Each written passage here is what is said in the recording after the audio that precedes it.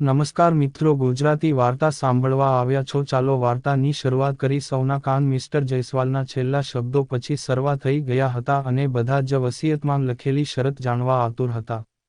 પણ હેમાબેનની આતુરતા એમના મોઢે આવી ગઈ ને એમને તરત જ પૂછ્યું, કેવી શરત? મિસ્ટર જયસ્વાલે ફરી વસિયત વાંચવાનું શરૂ કર્યું। મારી બધી જ મિલકત અચલના નામે થાય એ માટે અચલે મારો સંપૂર્ણ બિઝનેસ સંભાળવો પડશે અને એ માટે એને નિયમિત રીતે ઓફિસ જવું પડશે તેમજ બિઝનેસમાં રસ દાખવી બિઝનેસના હિતમાં કોઈના પણ દબાણમાં આવ્યા વિના નિર્ણયો લેવા પડશે। જો વસિયત અચલ અને મારા પરિવારજનો સુધી પહોંચે એના 15 દિવસમાં જો અચલ મારો બિઝનેસ સંભાળવાની તૈયારી ન બતાવે તો મેં ઉપર જણાવ્યા મુજબ મારી બધી જ મિલકત યથાર્થ ટ્રસ્ટને દાન કરી દેવી। બધાના ચહેરા પર આશ્ચર્યના ભાવ સ્પષ્ટપણે દેખાઈ રહ્યા હતા ને હજી મિસ્ટર જયસ્વાલનું વસિયત વાંચવાનું ચાલુ જ હતું। આ ઉપરાંત હું મારી વસિયતમાં એ પણ જોગવાઈ કરું છું કે મેં અચલના નામે કરેલી મિલકત અચલ એના જીવનકાળ દરમિયાન અન્ય કોઈના નામે ટ્રાન્સફર કરી શકશે નહીં। મારી છેલ્લી ઈચ્છા સમી આ વસિયત સારી રીતે એક્ઝિક્યુટ થાય અને અચલને સોંપેલું કામ એ બરાબર રીતે કરે એની દેખરેખ માટે હું શેઠ મૂળચંદ રાય મહેતા મિસ્ટર જયસ્વાલને મારી વસિયતના એક્ઝિક્યુટ તરીકે નિમણૂક કરું છું। જો મિસ્ટર જયસ્વાલને ભવિષ્યમાં ક્યારેય પણ આ વસિયત પ્રમાણે એક્ઝિક્યુશન ન થવાની શંકા લાગે તો એ ઠોસ પુરાવા આપી મારી સમગ્ર મિલકત યથાર્થ ટ્રસ્ટના નામે કરી શકે છે। મિસ્ટર જયસ્વાલે હવે પોતાના હાથમાં રહેલા કાગળિયા ટેબલ પર મૂકી દીધા। ઘરમાં નીરવ શાંતિ ફેલાઈ હતી ને એ શાંતિને ચીરતો અચલનો અવાજ ઊંચો થયો, હું નથી માનવાનો આવી કોઈ વસિયતને. .. હું ક્યારેય એ ઓફિસમાં પગ નથી મૂકવાનો. સમજ્યા તમે? મિસ્ટર જયસ્વાલ પર આંગળી ચીંધતો અચલ ગુસ્સામાં બોલી રહ્યો હતો. તો તમારી આ બધી પ્રોપર્ટી યથાર્થ ટ્રસ્ટના નામે ટ્રાન્સફર કરવાની તૈયારી કરું ને હું? મિસ્ટર જયસ્વાલ પણ જરા રૂઆબમાં બોલ્યા. મિસ્ટર જયસ્વાલ, કીપ કામ. અચલ જરા આઘાતમાં છે, એની વાતો મન પર ન લો, અમે એને સમજાવીશું. શિરીષભાઈએ મિસ્ટર જયસ્વાલ સામે જરા વધુ વિનમ્ર બનીને કહ્યું. ઓકે, હવે મને વિદાય આપો કહેતા મિસ્ટર જયસ્વાલ ઊભા થયા। શિરીષભાઈએ પણ એમની સામે હાથ જોડી એમને જવા માટે રજા આપી। જતા જતા મિસ્ટર જયસ્વાલે પોતાના ખિસ્સામાંથી એક સીલબંધ પેકેટ કાઢ્યું અને અચલના હાથમાં ધરતા કહ્યું, પોતાની મિલકતની સાથે સાથે આ બોક્સ પણ તને આપવાનું કહ્યું હતું તારા પિતાએ. અચલે પેકેટ હાથમાં લીધું ને મિસ્ટર જયસ્વાલ એ બાદ નીકળી ગયા। અત્યાર સુધી મૌન બનેલું ઘર હવે અચલે માથે લીધું। હું કોઈ પણ કાળે ઓફિસ નહીં જાઉં, આ મિલકત ટ્રસ્ટના નામે થતી હોય તો થવા દો. મને કંઈ પડેલી નથી. ગુસ્સામાં વસ્તુઓ ફેંકતો અચલ એના રૂમમાં ચાલ્યો ગયો, હજી પેલું પેકેટ એના હાથમાં જ હતું। એ ધ્યાનમાં આવતા એને પેકેટનો બેડ પર ઘા કર્યો ને એ સાથે જ એ પેકેટ ખુલી ગયું। અચલના ગયા બાદ નીચે હેમાબેને પણ તાંડવ મચાવ્યું હતું। ભાઈની મતી મરી ગઈ હતી, તે આવા હવસીને નામે બધું કરી નાખ્યું। મારા બાપા એ જે ભૂલ કરી હતી એ જ ભાઈ કરીને બેઠા, ખબર નથી પડતી હવે શું કરવું? હેમબેનનો ગુસ્સો આસમાને પહોંચ્યો હતો। તે ખોટું શું કર્યું છે? એમને પોતાની મિલકત દીકરાના નામે ન કરે તો કોના નામે કરે? અનિતાબેને અચલનો પક્ષ લેતા કહ્યું. હા, પણ એ તમારો લાડકો બિઝનેસ હેન્ડલ કરવા તૈયાર જ ક્યાં છે? એટલે હવે બધી જ મિલકત ટ્રસ્ટમાં જતી રહેશે। જો તમે બધા, કહેતા ફરી હેમાબેન તાળુક્યા. બસ કરો મોટી બેન, મારા દીકરાને વગોવવાનું બંધ કરો, હું તમને પગે લાગુ કહી અનિતાબેન હેમાબેનની સામે હાથ જોડી ઊભા રહ્યા। ને એ જોઈ હેમને ધૂનાપુઆ થતા એમની રૂમમાં ચાલ્યા ગયા।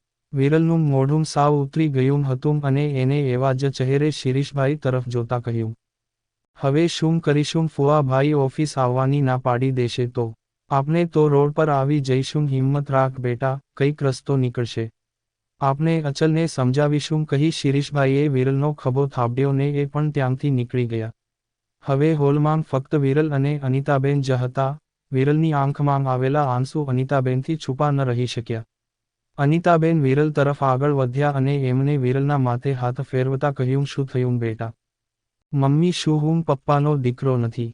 મને મિલકતની લાલચ નથી, પણ મેં એમનો બિઝનેસ સંભાળ્યો તો પણ એમને બધું જ ભાઈના નામે કરી દીધું। શું મારા માટે એમને પ્રેમ નહોતો? કહે તો વિરલ રડી પડ્યો, એવું ન હોય બેટા, તારા પપ્પા તને ખૂબ જ પ્રેમ કરતા હતા, એમને જે નિર્ણય લીધો છે એ સમજી વિચારીને જ લીધો હશે કહી અનિતાબેને વિરલને સાંત્વના આપી।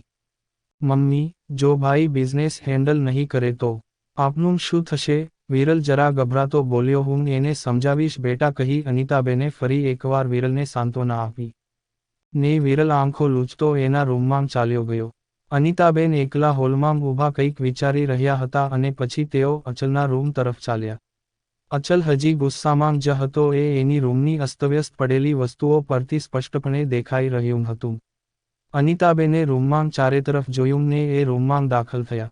અનિતાબેનની પાછળ જ એક દબાતા પગલાં પણ અચલની રૂમ તરફ આગળ વધ્યા હતા, પણ દરવાજાની બાજુની દિવાલની આડશે આવીને અટકી ગયા. એ વ્યક્તિના કાન અચલના રૂમમાં મંડાયેલા હતા. અનિતાબેન રૂમમાં આવ્યા કે એ સાથે જ અચલે કહ્યું, મમ્મી, જોયું ને તે? એ માણસ મર્યા પછી પણ આપણને શાંતિથી જીવવા દેવા નથી માંગતો. શાંત થઈ જા બેટા. અનિતાબેને અચલના ખભે હાથ મૂકતા કહ્યું, શું શાંત થઈ જાઉં મમ્મી? એ માણસ જીવતા જીવતો એના હુકમ દરેક પર ચલાવતો જ હતો, પણ હવે મર્યા પછી પણ એની મરજી ચલાવવા માંગે છે. પણ હું એનું ધાર્યું નહીં થવા દઉં.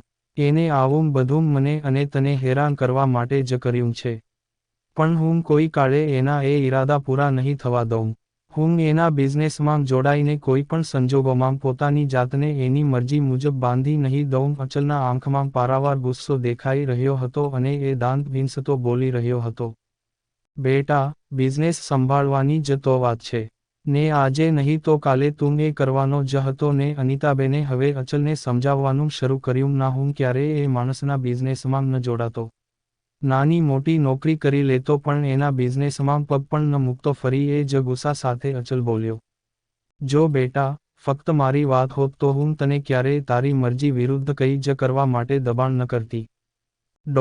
હું તો મરચું ને રોટલો ખાઈને ય ચલાવી શકું તેમ છું.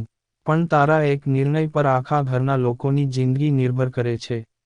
આટલા સમયથી તારા પપ્પાને બિઝનેસમાં મદદ કરતા તારા ફુવા હમણાં બિઝનેસમાં આગળ વધી રહેલો વિરલ, અને સૌથી મહત્વનું તારા પિતાનું નામ. એ નામને આગળ વધારવા માટે હું તને વિનંતી કરું છું કે તું બિઝનેસ જોઈન કરી લે.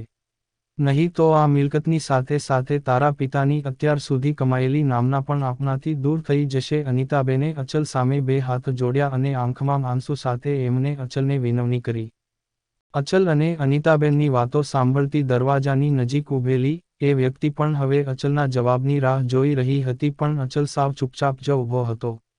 સમજી વિચારીને નિર્ણય લેજે, કહી અનિતાબેને અચલનો ખભો થાબડી રૂમની બહાર નીકળ્યા. અનિતાબેનને રૂમની બહાર નીકળતા જોઈ પેલી વ્યક્તિ જરા સતર્ક થઈને બાજુમાં આવેલ પેસેજમાં અનિતાબેન એને જોઈ ન જાય એમ સંતાઈ ગઈ. આવી જ સ્ટોરી સાંભળવા માટે ચેનલને સબસ્ક્રાઇબ અને વિડીયોને લાઇક કરજો મિત્રો. ધન્યવાદ.